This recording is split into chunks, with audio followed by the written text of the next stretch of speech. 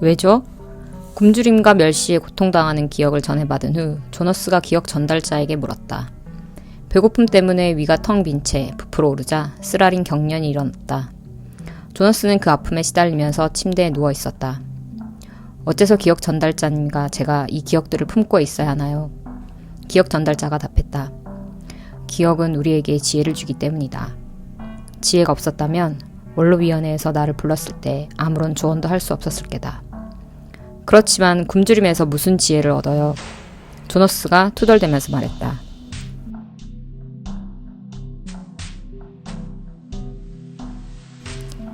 비행기가 마을 위를 날아갔던 날을 기억하니? 예, 무서웠어요. 원로들도 마찬가지였단다. 원로들은 그 비행기를 쏘아 떨어뜨리려고 했지. 하지만 그러기 전에 내 조언을 구했다. 난 그들에게 기다리라고 말했지. 하지만 어떻게 아셨어요? 조종사가 길을 잃었다는 걸 말이에요. 나도 몰라. 기억에서 얻은 지혜를 사용했지. 과거 시대, 그러니까 네가 경험했던 끔찍한 시대에는 공포감에 실린 사람들이 다른 사람들을 서둘러 공격하다가 오히려 자신들이 파멸하고만 경우가 많았어. 난 그걸 이미 알고 있었을 뿐이란다. 순간 조너스는 깨닫고는 천천히 말했다. 그 말씀은 기억 전달자님께 그렇게 파멸한 기억이 있다는 말씀이로군요. 그리고 기억 전달자님은 그 기억들을 제게 넘기실 테죠. 제가 그걸 기억하고 지혜를 얻어야 하니까요. 기억 전달자가 고개를 끄덕였다. 하지만 그건 고통스럽겠죠. 조너스가 말했다. 질문한 게 아니었다. 끔찍하게 고통스러울 거야. 기억 전달자가 시인했다. 하지만 모든 사람들이 기억을 품을 수는 없나요? 모두 조금씩 기억을 함께 나눈다면 일이 쉬울 거라고 생각해요. 모든 사람이 이 일에 참여한다면 기억 전달자님과 제가 그렇게나 많은 고통을 떠맡을 필요가 없잖아요. 기억 전달자가 한숨을 쉬었다. 내 말이 맞다. 하지만 그러면 모든 사람들이 부담을 느끼고 고통을 당할 거야. 사람들은 그걸 원하지 않아. 그게 바로 기억 보유자가 사람들에게 필요하고 그들에게 존경을 받는 진짜 이유지. 사람들은 그 짐을 덜기 위해 날 선출한 거야. 너도 마찬가지고. 오늘 제가 소개할 책은 더 기버라는 책이에요. 기억 전달자라는 제목으로 번역되어 있는 이 책은 출판되었을 당시부터 지금까지 굉장히 인기를 얻고 있는 소설이고 영화로도 출시가 되어 있습니다. 제가 책을 읽으면서 영화가 떠오르더라고요. 오래전에 봤던 영화의 장면들이 더욱 또렷이 기억이 났습니다. 그 당시에 흑백이었던 것 같은 그 마을과 그 마을 속 사람들이 모두 흰색 옷을 입고 있었던 것 같은 그 모습들, 집 안에서 뭔가 스피커로 뭔가 그 지시 방송이 나왔던 그런 장면들이 막 새록새록 떠오르더라고요. 이 책은 미래 어느 시점을 그리고 있어요. 미래 어느 시점에 어떤 마을을, 어떤 작은 하나 마을을 그리고 있습니다. 책에서 그려지는 세상은 한마디로 한 글자로 표현을 하자면 통제예요. 통제. 이곳은 통제된 세상입니다. 모든 것이 통제된 세상이에요. 감정도. 일단 느낌이 통제되고 해야 하는 일들이 통제되고. 왜 이렇게 됐을까요? 인간의 지나간 역사를 되돌아봤을 때 전쟁과 기아 그리고 소득의 불평등으로 오는 고통들, 사람들이 뭔가 차별되었기 때문에 고통이 온다라는 그런 결론을 얻고서 사람들은 새로운 세상을 만드는 거죠. 그렇게 만들어진 세상은 모든 것이 통제되어 있습니다. 산모의 역할도 정해져 있습니다. 엄마 아빠가 아이를 낳는 게 아니에요. 엄마 아빠가 낳은 자식을 기르는 세상이 아니라 배우자를 정해줘요. 배우자가 정해지고 그 배우자 사이에서 아이가 태어나는 게 아니라 산모의 역할을 담당하는 사람에게서 아이가 태어나게 됩니다. 그렇게 태어난 아이들은 1년간 그 보육사에 의해서 길러지고 난 다음에 더 길러질 수 있을 것인지 아니면 임무 해제를 당하는지 결정이 되는 거예요. 그렇게 아이들은 한 집에 배당이 되는 거예요. 말 그대로 식량이 배급되는 것처럼 아이들도 각 집에 배치가 됩니다. 그렇게 가족이 구성이 돼요. 그렇게 엄마, 아빠, 아들, 딸 이런 식으로 4명의 가족들이 어느 가족이든 그렇게 배정이 되는 거죠.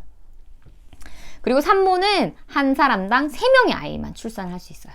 그러니까 출산을 3번 하고 나면 그 다음부터는 노동의 업무를 평생 남은 기간은 노동의 업무를 하면서 지내다가 직위 해제를 당하게 되는 거죠.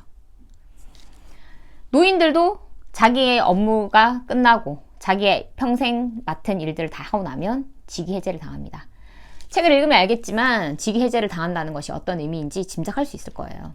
여기 나오는 친구들은 12살이 되면 자기가 평생 해야 할 임무를 받게 돼요. 이제 12살 기념식이라고 하는데요. 12살 기념식이라고 하지만 12살 기념식은 이제 청소년과 어른 사이의 기점이 되는 시기라고 보는 거겠죠. 이때부터는 훈련을 받아서 어른이 성인이 되었을 때 그 역할을 수행하기 위한 연습이 시작되는 시점이에요. 그 전에도 연령별로 이 나이가 되면 뭘 할 수 있고 이 나이가 되면 뭘 할 수 있고 그런 것들이 전체적으로 균일하게 정해지는 세상입니다. 이 가운데 조너스라는 아이가 있어요.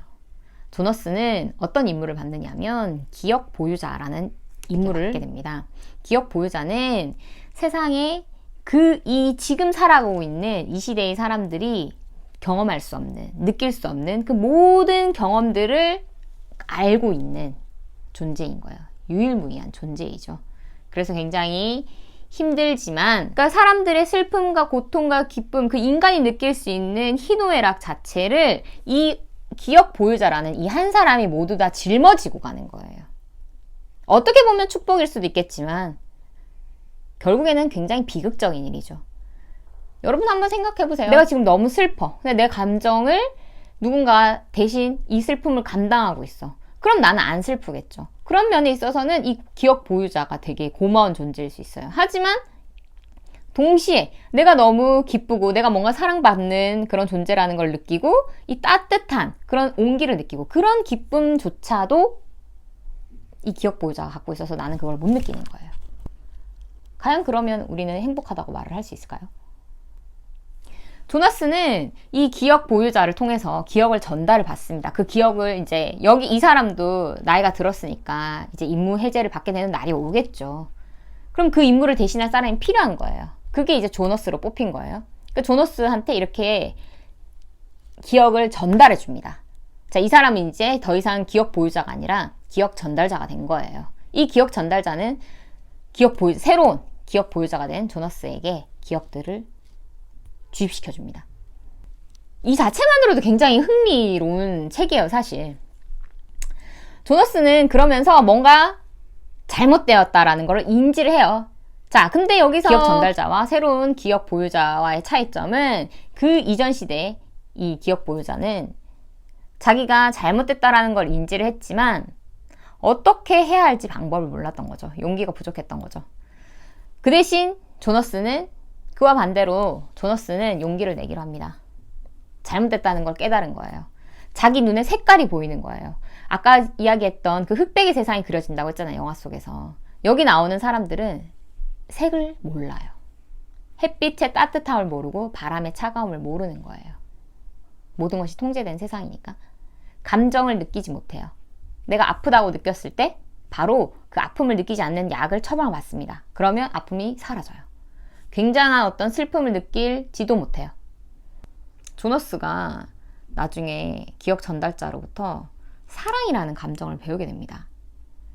이 세계에서는 사랑이라는 그 단어가 용납이 되지 않는 세계거든요. 조너스가 그거를 알게 되면서 엄마한테 이런 질문을 해요. 엄마는 나를 사랑해요? 라고 묻습니다. 엄마가 깜짝 놀라죠. 사랑이라니. 그런 말은 굉장히 일반의 모호한 개념이야. 여기 사는 사람들은 정확한 용어를 사용하는 것을 굉장히 강조합니다. 개인이 느낄 수 있는 모호함이라는 거는 존재하지 않는 거죠. 그러니까 말 그대로 백과사전 같은 데에 그 적혀있는 뭐는 뭐다 그 정의를 그대로 개개인한테 주입시키는 세상인 거예요. 정의하고 있는 거기에서 다르게 생각하는 사람들을 배척하는 거죠. 그렇게 생각해서 행동하는 인물들을 통제하는 거예요. 왜냐하면 그런 인물들이 어떤 사고를 칠지 모르니까. 지금 이 평화로운 이 세상을 깨트려 버릴 수도 있으니까. 조너스는 엄마의 그 말에 충격을 받습니다. 너는 그냥 모두의 아이야 라고 얘기를 하는 거죠. 엄마 아빠만의 존재가 아니라. 왜냐면 사실 그렇죠. 엄마 아빠가 낳은 자식이 아니니까요. 그냥 산모에 의해서 낳아진 아이예요. 그러니까 이 마을이 모두 공통적으로 책임져야 할 인물이라는 거죠. 되게 어려운 개념이었어요. 정말 어려운 개념이었어요. 들을수록 지금 현실 세계에서 사실 일어나는 일들은 아니니까. 이거를 현실 세계에서 일어난다고 생각하면 굉장히 기분이 이상할 것 같아요. 성욕조차 막 약을 먹음으로써 제어를 합니다. 왜냐하면 그런 사랑의 감정, 어떤 그런 남녀가 느끼는 본능적인 그런 이성적인 감정을 통제를 하는 거예요. 무슨 일이 일어날지 모르니까. 인간의 자유의지를 이렇게 통제하는 것이 과연 가능한 일일까라는 생각이 많이 들었어요. 자연스럽게 교실 이데아라는 옛날 그 서태지 아이들이라는 가수가 불렀던 노래가 생각이 났어요. 여러분들은 모를 수도 있어요. 근데 그 교실 이데아라는 노래가 처음 나왔을 때, 그리고 서태지라는 인물이 나왔을 때 정말 많은 청소년들이 그렇게 그들에게 열광했던 이유는 바로 일탈감 때문이었을 거라는 생각이 들었습니다. 그 교실 이데아라는 가사를 잘 보면 모든 것을 일방적으로 주입하는 이런 교육에 나는 지쳤다라는 게 그 핵심이에요. 개개인은 느끼는 것도 다르고 생각하는 것도 다르고 다 다른 인격체인데, 학교에 가면 학교라는 공간은 똑같은 크기의 규격된 교실에서 규격된 책상, 의자에 앉아서 똑같은 것을 주입당하는 그런 곳이라는 거죠. 거기서 나는 억압을 느낀다는 거죠. 왜 그렇게 우리는 통제된 삶을 강요당해야 되는가, 학창시절에. 거기에 대한 이제 불만을 그린 그 가사와 노래인데요. 왜 그렇게 청소년들이 당시에 그 가수에게 열광을 했는지 이해됐습니다. 여기 있는 사람들이 봤을 때 그들의 행동은 정말 미치광이일 수 있는 거예요. 실제로 그랬어요. 실제로 그 서태지 아이들이 앨범을 낼 때마다 그 평론가들 중에 일부분은 미쳤다라고 얘기하는 사람들이 있었어요. 실제로. 저 사람들은 미쳤다고. 그래서 막 그때 뭐 악마의 소리가 테이프를 뒤로 감으면 들린다, 막 이런 루머까지 돌기도 하고, 실제로 그게 막 뉴스에 나오기도 그랬었어요. 지금 생각하면 참, 저는 책을 읽으면서, 책을 이제 아침에 새벽에 다 읽었어요. 다 읽고 아침부터 달리기를 하면서 그 계속 통제라는 것에 대해서 자꾸 생각을 하게 되더라고요. 우리의 역사를 되돌아봤을 때 지금 현재를 상황을 보면 모든 사람이 행복하지는 않은 세상이에요. 여러 가지 문제가 있죠. 전쟁과 기아 속에서 고통받는 사람들도 많고, 부의 불평등으로 인해서 또 고통받는 사람들도 많고, 그렇다고 해서 이들의 모든 것을 다 통제한, 일률적으로 똑같이 느끼고 똑같은 것을 누린다고 해서 누리는 그 삶이 과연 올바른 삶인지. 조너스는 길을 떠납니다. 조너스가 길을 떠나면서 맞이하게 되는 세상이 어떤 것인지. 책을 보니까 지난번에 소개했던 싱커 같은 책들도 막 떠오르더라고요. 미래를 그린 책들이, 선생님 아직 멋진 신세계를 읽지는 않았는데 그 책을 꼭 읽어봐야겠다는 생각이 들었습니다. 미래를 그리는 이 책들이 다소 우울한 것들이 많아요. 왜냐하면 지금 현실이 그렇잖아요. 문득 그런 생각이 들더라고요. 마스크를 지금 껴야만 하는 시대에 우리가 살고 있어요. 누군가가 마스크를 끼지 않고 버스를 탔을 때, 누군가가 마스크를 끼지 않고 어느 공간에 들어섰을 때 모든 사람들이 두려움에 떠는 지금 그 시대를 우리가 살아가고 있습니다. 앞으로도 이런 식이 된다면 우리는, 그럼 인간은 당연히 안전한 곳에서 살고 싶은 욕망이 있잖아요. 안전하게 살고 싶다는 곳이 있잖아요. 그럼 도대체 이 세상에 그런 안전한 곳이 얼마나 될 것이며, 그 안전한 곳에서 살아갈 수 있는 사람들은 또 얼마나 될 것이며, 그런 안전한 곳이 있다면, 그런 유토피아적인 곳이 있다면 그 곳에서는 통제를 할 수밖에 없겠다. 미래 소설들은 그런 것들을 많이 반영하고 있다는 생각이 들었어요. 진짜로 이 지구상에서 우리가 발을 디디고 살아갈 수 있는 공간이, 마음 편히 발을 디디고 살아갈 수 있는 공간이 점점 줄어들고 있는 건 아닐까. 그런 두려움이 느껴지니까 이런 이야기들을 좀 더 이해하게 됐어요. 조금 무겁죠. 하나의 책을 읽고 모든 것을 완벽하게 이해하는 거는 쉬운 일이 아니에요. 저도 이 책을 완벽하게 이해했다고는 볼 수는 없어요. 하지만 여러분들이 책을 좀 더 잘 읽을 수 있는데 도움이 되었으면 하는 마음으로 오늘 영상을 제작해 보았습니다. 유진쌤 책책책, 오늘은 여기까지 하겠습니다.